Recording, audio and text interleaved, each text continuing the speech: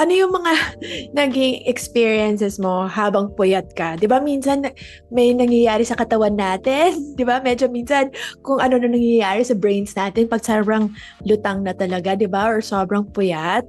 Um, ano yung experience sa katawan? May na-sense ka bang mga changes? Dumating sa point na kahit sa move it or angkas, nakakaidlip na ako.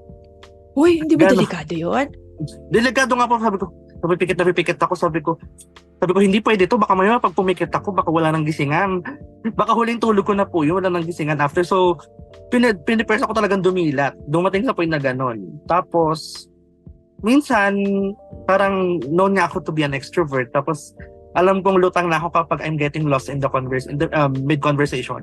So, ayun, medyo mahirap siya.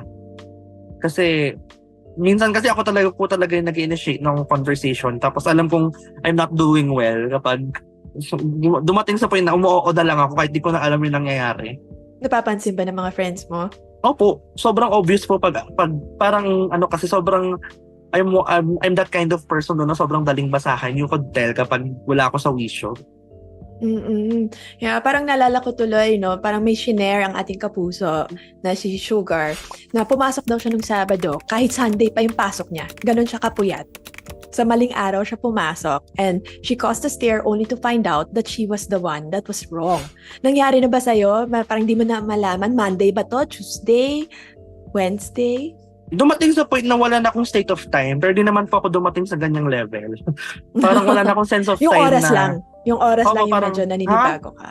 parang sabi ko, hala 30 days pala to. Akala ko 50 days, gano'n. Yung isang calendar month, yung isang buwan. Parang, minsan may long days.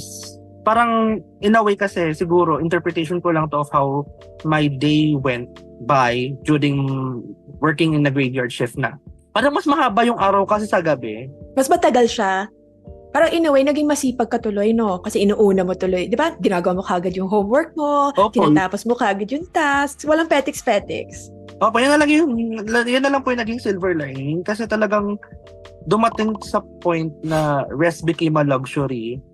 And parang I will seize the opportunity each time I get it. So, talagang dumating ako sa point na ganon.